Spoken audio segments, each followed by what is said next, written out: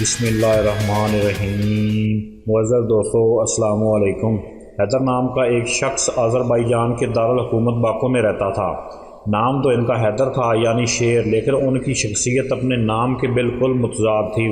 وہ دیندار، باصول اور مالی طور پر خوشحال انسان تھے، لیکن جیسا کہ میں نے بتایا کہ وہ اپنے نام کے بالکل الٹ تھے۔ وہ ہر قابل ذکر چیز سے نفسیاتی طور پر خوف کھاتے اور ڈرے سے میں رہتے تھے۔ وہ چوہے، بلی اور کیڑے مکوڑوں سے خوفزدہ رہتے۔ جاڑے کے موسم میں سردی لگنے کے ڈر سے اکثر اوقات لحاف اوڑے رہتے۔ دروازہ کھلا رہ گیا تو بند کرنے کی ہمت نہ پڑتی کہ کہیں ہوا کا ساتھ جھونکا نہ لگ جائے۔ تیز ہوا کی سیٹیوں اور شاں شاں کو جن اور شیطان کی آوازیں تصور کرتے۔ ان کے ڈر سے ایک ہی جگہ پر منجمد ہو جاتے۔ کپ کپی طاری ہو جاتی، پتہ نہ چلتا کہ کپ کپی سردی کی شدت سے ہے یا جنات کے خوف اور دہشت کی وجہ سے ہے۔ اسی طرح وقت سرکتا رہا اور زندگی کا ایک بڑا حصہ گزر گیا۔ بال سفید ہونے لگے، لیکن ان کی اس حالت میں کوئی فرق نہ آیا۔ رات کو ٹہلتے ہوئے اچانک ان کے ذہن میں تصور پیدا ہوتا کہ کوئی ان کا پیچھا کر رہا ہے یا ان کی کوئی باتیں سن رہا ہے۔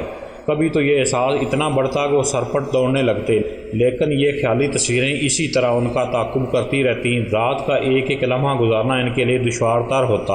اس کا اظہار وہ اپنے دوستوں سے بھی کرتے کہ آج یہ واقعہ پیش آیا، جو محض ان کے ذہن کی پیداوار ہوتا تھا۔ گرمی کے موسم میں بھی ان کی حالت میں کوئی بہتری نہ ہوتی اور فرضی خیالات انہیں خوفزدہ رکھتے، مثلاً ہواؤں کا ڈر، درختوں کی ٹہنیوں کا ہلنا اور ان کے ٹکرانے سے آوازوں کا نکلنا۔ انہیں موت کا خوف بھی پریشان کرتا رہتا۔ الغرض خوف کے دائرے میں ان کی زندگی گزرتی رہی۔ بہار کے موسم میں چہچہاتی چڑیاں، نغمے گاتی ہوئی بلبل اور کئی فٹ بلندی سے گرتا ہوا جھرنے کا پانی بھی انہیں اس خوف سے نہ نکال پاتے، اور نہ وہ ان حسین اور خوشگوار لمحات سے لطف اندوز ہو پاتے، جبکہ رات کا پرسکون اندھیرا ان کو مزید پریشانی میں مبتلا کر دیتا۔ وہ ایک نفسیاتی مریض تھے۔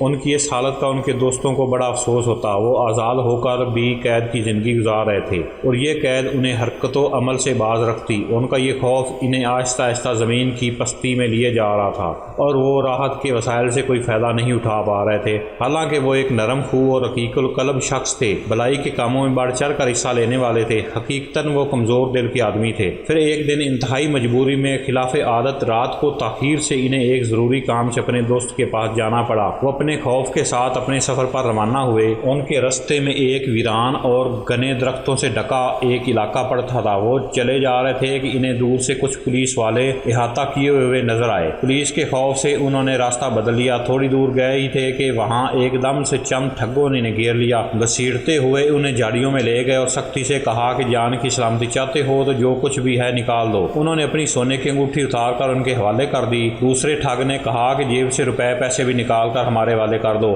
حیدر نے کپ کپاتے ہوئے جیب میں بھی جو کچھ تھا باہر نکال لیا۔ کچھ سکوں کے ساتھ ان کی جیب میں ایک چھوٹا سا قرآن شریف بھی تھا، جو سفر و حضر میں وہ اپنے پاس رکھتے تھے۔ ان بدبختوں میں سے ایک نے قرآن مجید کو نعوذ باللہ اپنے لیے بے فائدہ سمجھتے ہوئے دور پھینک دیا۔ استغفر اللہ۔ قرآن شریف کے ساتھ یہ اہانت اور گستاخی دیکھ کر ان پر جیسے بجلی گر پڑی ہو۔ انہیں اپنا بدن آگ میں جلتا ہوا محسوس ہوا۔ ان کا دل بے قرار ہو گیا۔ وہ کچھ دیر سکتے میں رہے۔ انہیں کرنٹ کا ایک جھٹکا سا لگا کہ اگر وہ قرآن مجید کا دفاع بھی نہیں کر سکتے تو ان کی زندگی کا کیا فائدہ ہے؟ موت تو ایک دفعہ ہی آنی ہے۔ اگر موت قرآن مجید کا دفاع کرتے ہوئے آئے تو اس سے بڑی خوش نصیبی کیا ہوگی۔ حیدر کی زندگی میں وہ لمحہ آ پہنچا تھا جو زندگی میں انقلاب برپا کر دیتا ہے۔ وہ مزید برداشت نہ کر سکے۔ ان کی دینی غیرت جاگ اٹھی اور ان کی مشہور زمانہ بزدلی پر غالب آ گئی۔ غیر شعوری طور پر انہوں نے ایک پتھر اٹھایا اور اللہ کو یاد کر کے ایک شخص کا نشانہ لگا کر پتھر دے مارا۔ پھر دوسرے کے ساتھ بھی یہی سلوک کیا۔ وہ دونوں شخص زخمی ہو کر گر پڑے۔ شور سن کر قریب کھڑے ہوئے پولیس والے دوڑ کر آ گئے۔ انہوں نے ان ٹھگوں کو گھیر کر پکڑ لیا اور ان سے لوٹی گئی رقم اور انگوٹھی واپس لائی گئی۔ اسی طرح ایک ازلی بزدل شخص قرآن کی برکت سے ہمیشہ کے لیے خوف اور دہشت کے دائرے سے باہر آ گیا اور بہادروں کی زندگی گزارنے لگا۔